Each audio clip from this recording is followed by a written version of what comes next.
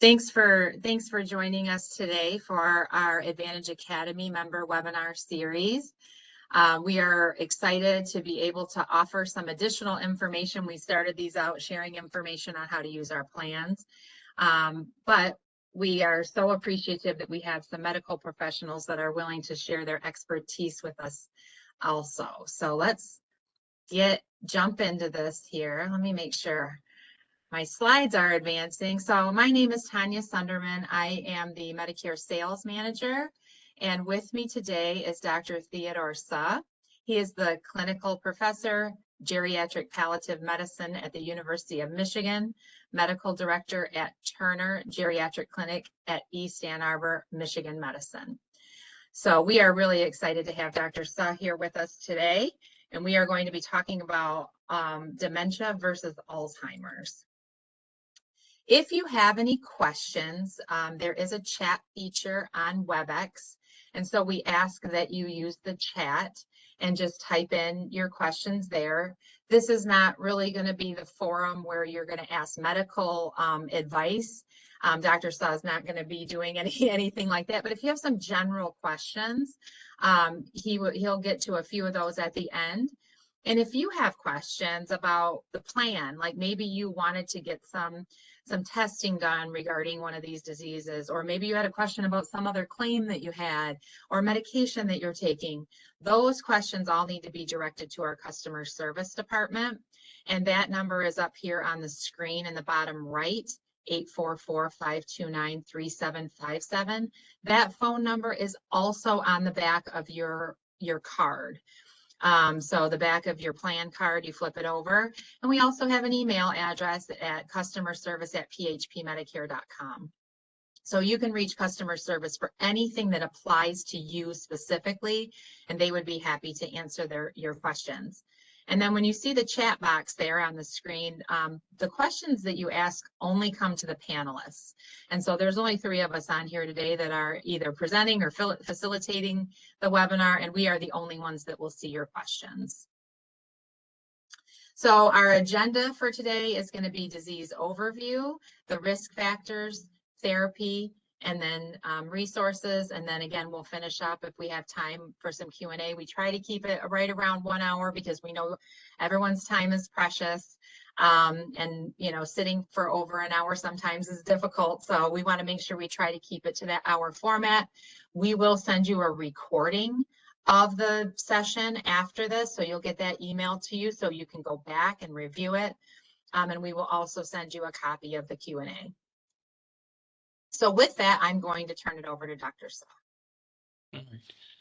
Thank you, Tanya. So it's my pleasure to be talking to you all this morning about dementia versus Alzheimer's disease, focusing on, well, understanding sort of the place of the relationship between dementia and Alzheimer's disease, you know, diagnosis, treatments, as well as caregiver resources. Next slide. So this is a famous photo that shows 2 different neurologists who are famous since they have lent their names to 2 different types of dementia. One is, of course, Dr. Alzheimer, number 7 in the red circle.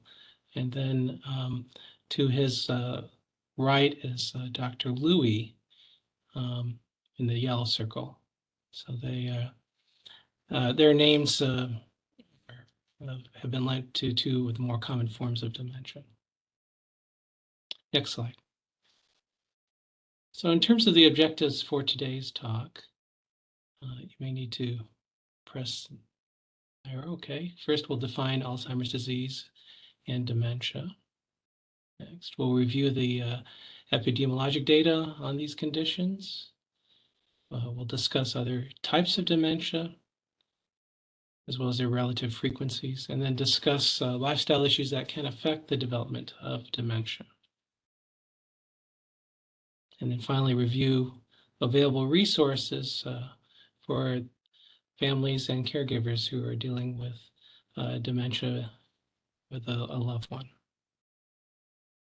So I think it's important to emphasize that memory loss is not normal, although it does become more common as we age, and up to 50% of those age 85 and older have some degree of cognitive impairment. After age 65, the likelihood of developing dementia doubles roughly every 5 years. It is not a universal finding in older adults. So, it sort of begs the question, what about the other 50%, right? So, they're generally doing fine, not having any cognitive issues. And certainly there's some prominent examples of famous people who have been productive well into their 90s, So mild cognitive impairment is sort of defined as a precondition, usually the transition between a state of normal cognition and dementia. And this diagram here shows sort of the relationship between mild cognitive impairment and mild dementia. Now, roughly about 15% of patients with mild cognitive impairment do go on to progress to mild dementia per year. Okay.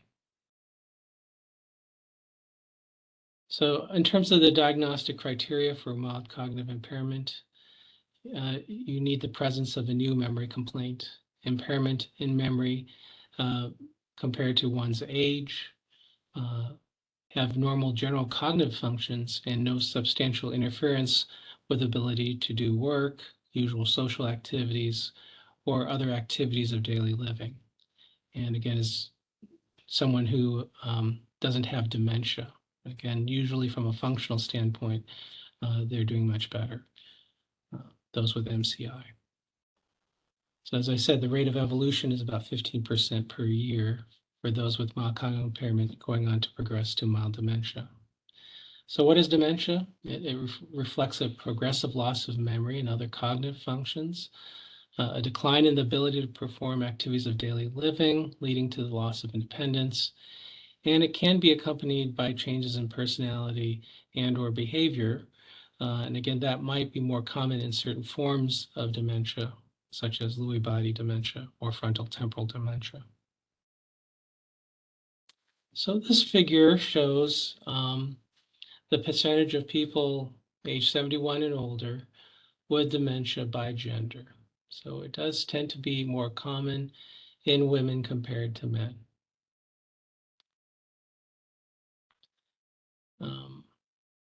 And this data is actually from the Framingham study, again, showing similar results that, in those age 55 and older, women are about 50% more likely to develop dementia compared to men.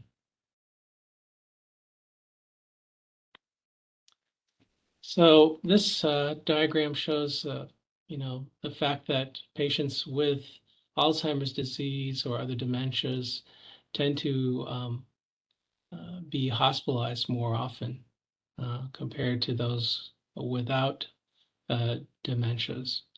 And part of this is because of, the conditions that can be associated with dementia, more problems with aspiration, for example, that can lead to aspiration pneumonia, more difficulties with bowel and bladder function, which can contribute to urinary tract infections. Next.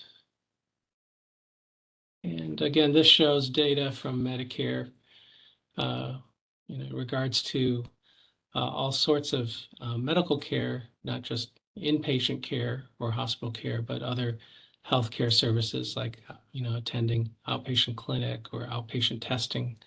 And so again, patients with Alzheimer's and other forms of dementia are more likely to be utilizing healthcare resources. So in terms of the epidemiology of dementia, there are about 35.6 million people worldwide with dementia. This is actually older data, but again, projections for 2030 about 65.7 million. So we're sort of somewhere in between right now. We're at about probably 50 million people worldwide with dementia, and by 2050, that number will be around 115 million.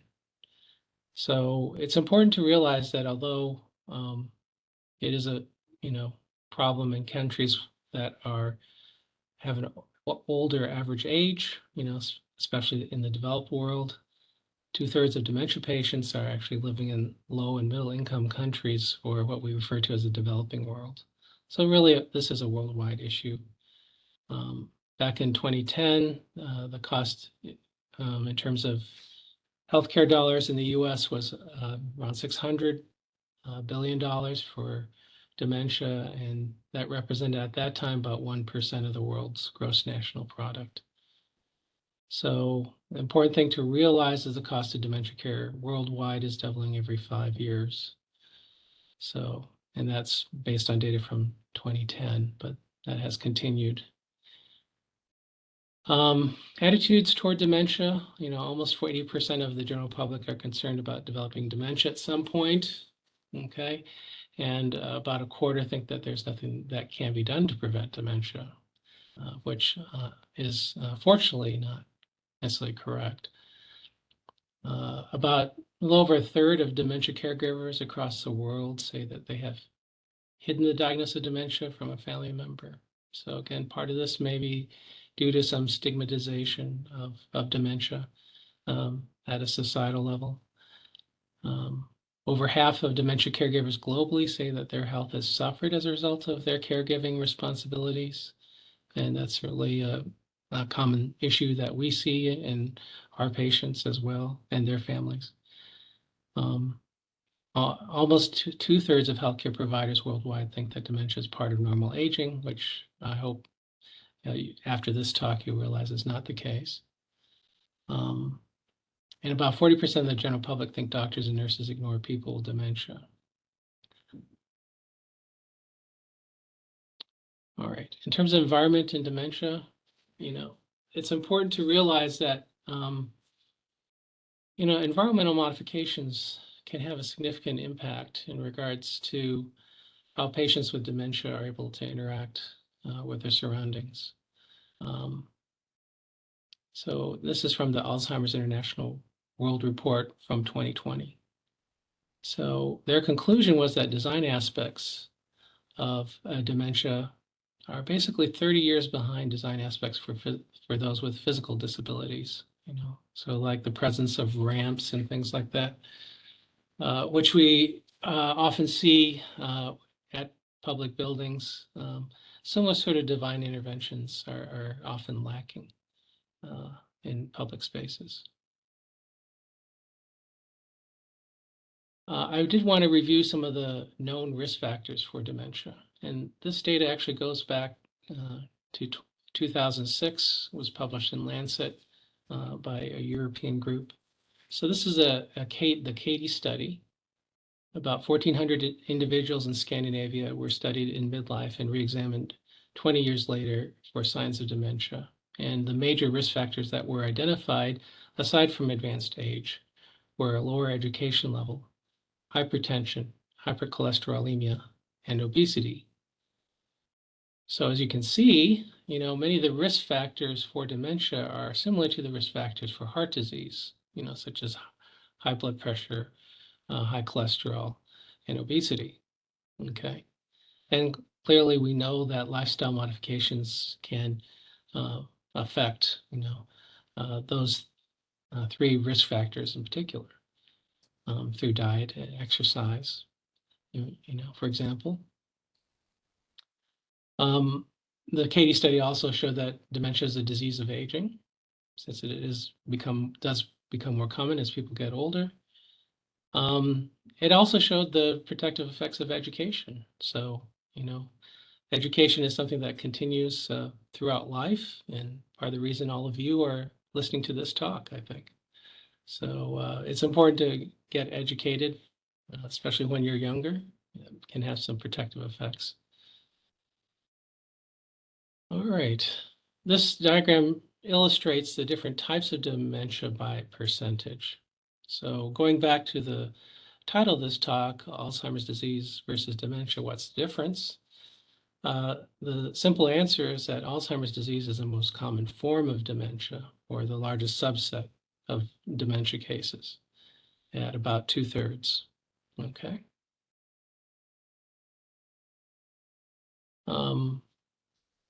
So in terms of leading causes of death, I think it's important to note that as the US population is progressively getting older, Alzheimer's disease is becoming a leading cause of death. So while we have made great progress in regards to treatment of heart disease, cancer, and stroke, as well as diabetes, especially in recent years, we can't say the same thing for Alzheimer's disease. Next slide. So in terms of Alzheimer's disease, the diagnostic criteria are as follows.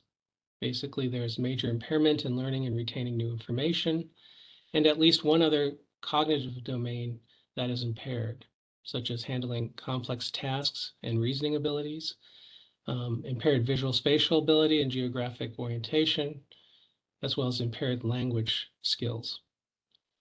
Oftentimes, the onset is gradual and progressive, and it is not generally better accounted for by another systemic disease or other brain disease. In terms of genetics, we know from actually studying Down syndrome patients that one of the genes that seems to be important for Alzheimer's disease is located on chromosome 21. And that is part of the reason for the observation that patients with Down syndrome typically all get Alzheimer's by the time they reach their 50s or 60s. So they have early onset Alzheimer's. And there are particular genes that have been, implicated in that, and those were listed in the slide. So in terms of clinical course, in the early course of Alzheimer's disease, there's often forgetting of recent events and conversations, misplacing items, sometimes getting lost in familiar surroundings. There may be difficulties in taking medications correctly, as well as managing money.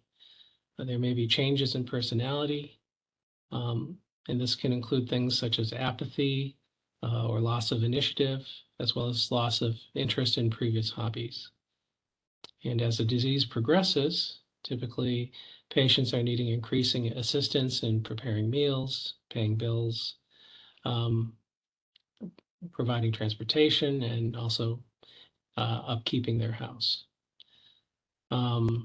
Eventually, they will need assistance in basic activities of daily living, such as bathing, dressing, toileting, and finally eating. Eating is typically the last skill that disappears as dementia progresses. So in the terminal stages of the illness, patients can be mute, basically not be able to speak any longer.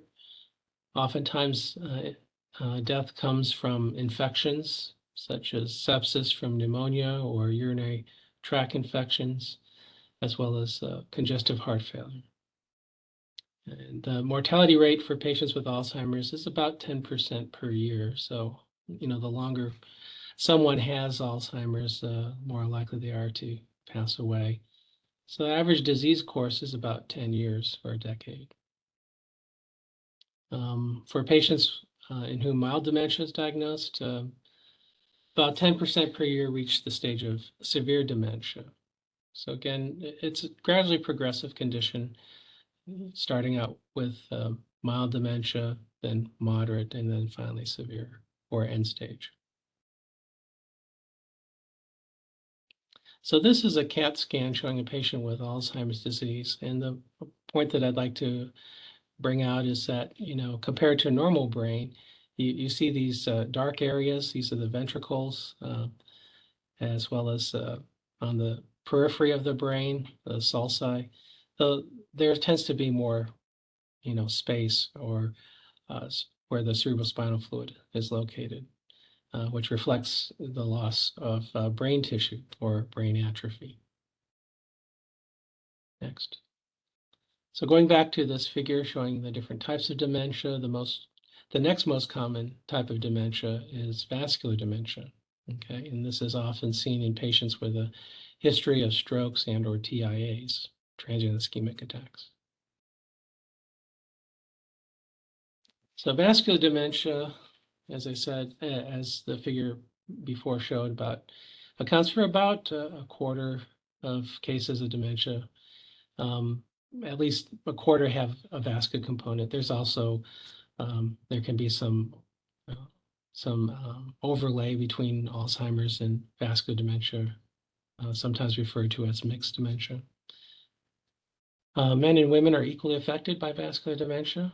And again, the risk factors include those that are known for cardiovascular disease, which includes, of course, diabetes, hypertension, and hyperlipidemia. And the main protective factors are, of course, treatment of these risk factors or prevention of these risk factors. In terms of a clinical course for vascular dementia, typically we see sort of a stepwise progression in terms of declines in cognition and function that occur as there are new strokes or TIAs. Okay.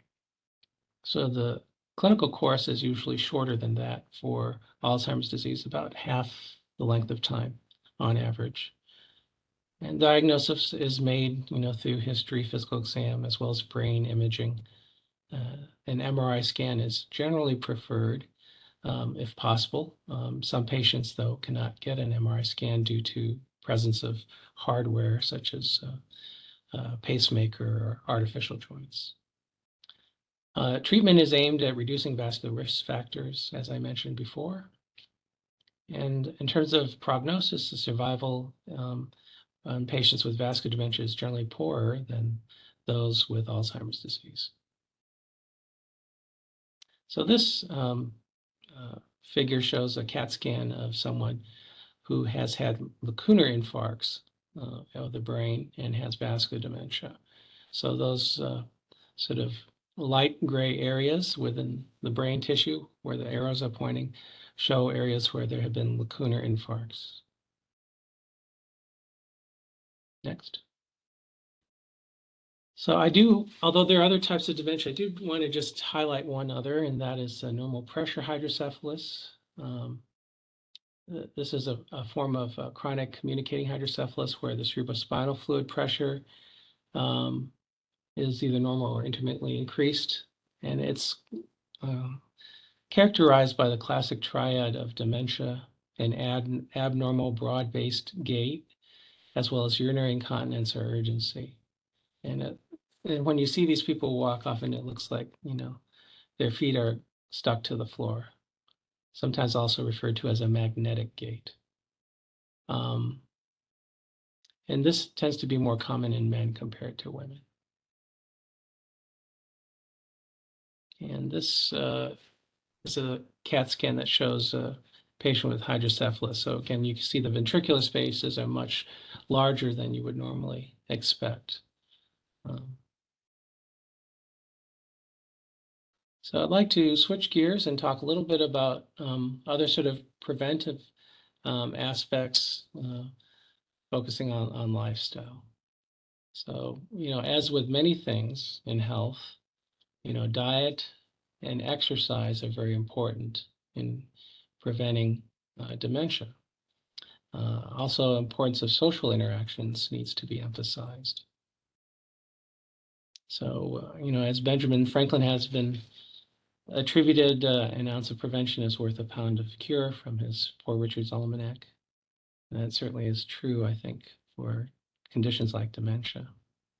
So a brain healthy diet, has been described and often includes a certain amount of good fats. And this includes things like extra virgin olive oil, avocado, flaxseed oil, a certain amount of lean protein, preferably fish, chicken, turkey, or soy, or vegetable like beans. 40% complex carbohydrates, which includes your fresh vegetables, whole grain foods, and fresh fruit. Certainly certain superfoods have been identified, such as blueberries, apples, spinach, seaweed, like you find in sushi. Fruit and vegetable juices may also, of course, be enriched for these compounds. It is apple picking season in Michigan, so maybe a good time to get some apples. The Mediterranean style diet, of course, has been described as a very healthy diet, especially from a brain health perspective. It tends to have less red meat, tends to have more fruit, vegetables, and olive oil, and is also rich in omega-3 fatty acids, including fish. And it has been shown that Mediterranean-style diet may be more helpful in the early stages of memory impairment and may actually help prolong life in patients with Alzheimer's. Other vitamins that are important for brain function include vitamin E, the B vitamins, especially B12, B1, and folic acid, vitamin C. The flavonoids are compounds that are found in certain fruits and vegetables. In particular, quercetin is a very potent flavonoid. These are antioxidants typically. Fish oil, or omega-3 fatty acids, in particular DHA, docosahexaenoic acid, have been shown to be helpful for brain function. And then finally, a spice, curcumin, which is found in curry, also has some brain protective effects. Next, we'll talk about exercise. And we're going to spend time talking both about mental as well as physical exercise, since both are important for brain function. In many ways, both mental and physical exercise, they complement one another. And it has been said that exercise is the single best thing you can do for your brain and your health in general, actually. If there is a fountain of youth, I would say exercise is probably it. So some examples of mental exercises include reading and writing, having conversations with people, doing word puzzles like crosswords, word searches, Sudoku, other sorts of puzzles, card games and board games like Scrabble, hobbies like sewing and knitting, woodworking, and also speaking more than one language. It has been shown that people who are multilingual tend to have less cognitive impairment. So there does seem to be more protective effects the more languages one knows or has learned. I might note that it's interesting that to note that as dementia patients who are multilingual progress, they typically will become more comfortable speaking in their native tongue, whatever that might have been. Other examples of mental exercises, including drawing and painting, pottery, music, whether it be playing an instrument, singing, or listening to music, other sort of mentally stimulating activities. And in particular, cognitive training was studied in the ACTIVE study. And this was published in JAMA some years ago. So 5 to 6 weeks of intensive training and learning to remember word lists, sequences of items, and pattern recognition did help improve performance of instrumental activities of daily living 5 years later. So continuing education classes, certainly there's much to be said of the importance of that. Other types of mental exercises include volunteer work. Again, this is something I think, especially when people have retired, it's something that does also add purpose and structure to one's life. Lifelong learning opportunities, which we've mentioned being important. Computer classes, and since we do live in the computer age, and there are a number of computer programs and games that are available for the purpose of mental exercise. So some examples are listed there. Next are the physical exercises. Most people can do some amount of walking, and I think the key is consistency. So this should be part, I would think of exercise sort of as a weekly routine, so walking should be part of that. If one enjoys bicycling, that can also be included, and that can include not only regular biking, but use of a stationary bike. Swimming is great exercise, utilizes or exercises many different muscle groups. Aerobics can also be fun and can also be done, in a group setting. Weightlifting. So it's important to maintain one's muscle mass as one gets older. So some degree of weight training is often helpful towards that end. Tai Chi, Pilates, and yoga are all examples of balance exercises. And as people get older, the other thing that a health issue that becomes more common is falls. So balance exercise, I think, is something that doesn't get emphasized enough, but probably all older adults should be doing at least one of those types of balance exercises. Dancing is great exercise because it requires one to, integrate music with physical movement. And if you're dancing with a partner, of course, coordinating with another individual. So that's great physical and mental exercise. A variety of activities that are important the variety of activities, I should say, is more important than necessarily the intensity of activities. Okay. So again, having some weight training, some balance exercise, some aerobics as part of one's weekly routine is important. Physical activity can also be a form of relaxation, or stress management. So I think that's also important to consider.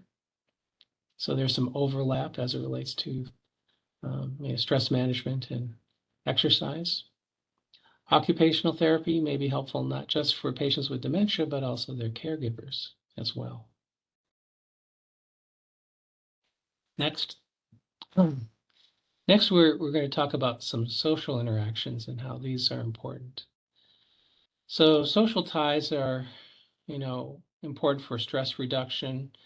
It's a way for us to exercise our language skills, just like anything else. If one doesn't use one's language, those skills tend to, diminish over time. So I think social interactions are also very important in terms of mental health, reducing depression and anxiety. It has been shown that heart disease and mortality rates from heart disease are lower in men, who have more social ties and interactions. An interesting study that is now over 20 years old showed that at least 5 social ties are necessary to, prevent cognitive decline in those compared to with no social ties. So that is a particular challenge, I think, for the baby boomer generation, where a record number of people are living alone compared to previous generations.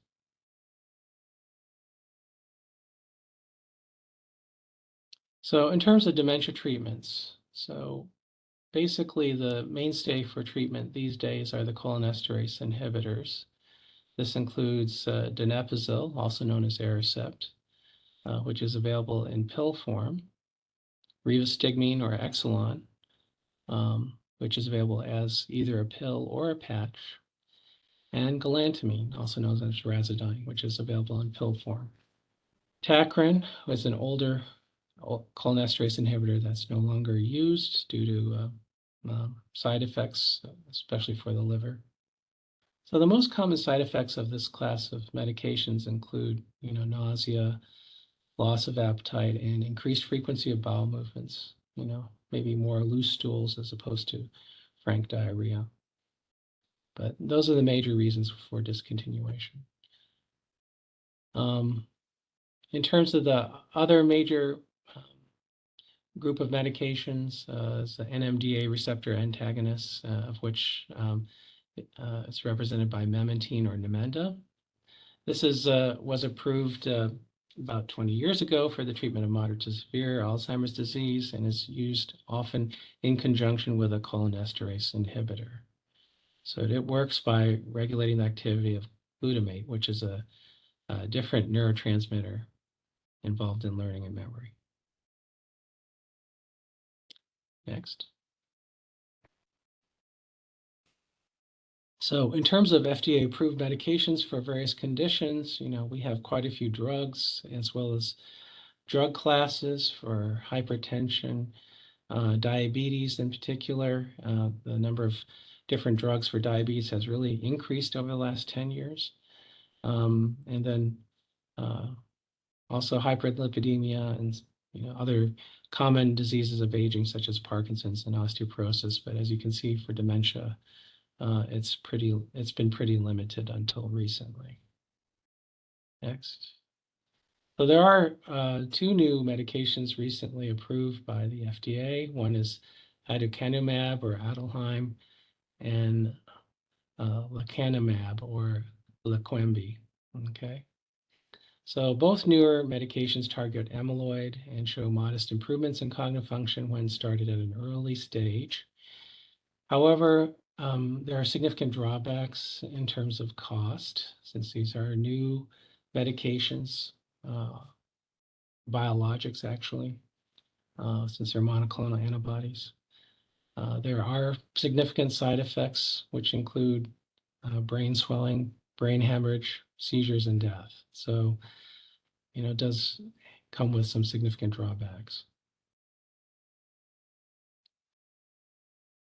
Donanemab is a new drug class that targets tau protein and has shown modest improvements in cognitive function when started at an early stage or with patients with mild cognitive impairment. It is not yet approved by the FDA, although probably will be reviewed by the FDA over the next few months.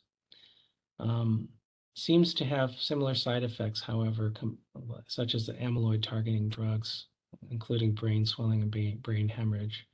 And the preliminary data suggests that these side effects actually may be more frequent than the amyloid targeting drugs. So whether it's going to be approved by the FDA is not a slam dunk, I would say. So in terms of dementia and caregiver resources, I would draw your attention to the Alzheimer's Association Great Lakes chapter, which is based here in Ann Arbor. There are caregiver resources that are available online. If there's any concerns about elder abuse, of course, there are websites for that. Also, the National Institute on Aging does have information about Alzheimer's disease education and also referrals, places where information about specialists in your area that treat Alzheimer's.